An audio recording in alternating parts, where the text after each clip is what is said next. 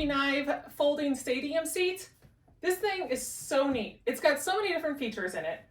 It is easy to lift up and down the backrest. It's got this nice handy compartments just right here that you can put your goodies in.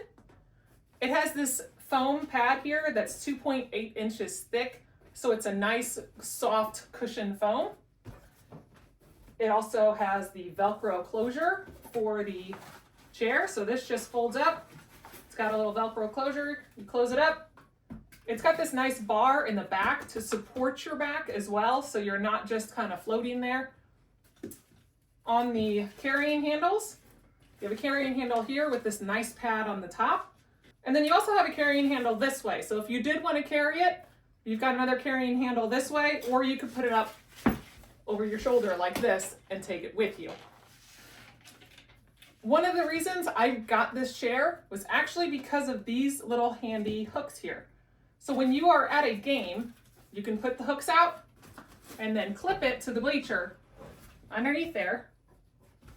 And that way this chair is going nowhere. So whenever you do sit down, you're not worried about falling out.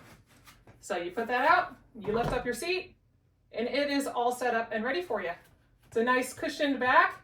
It's 16.5 inches tall.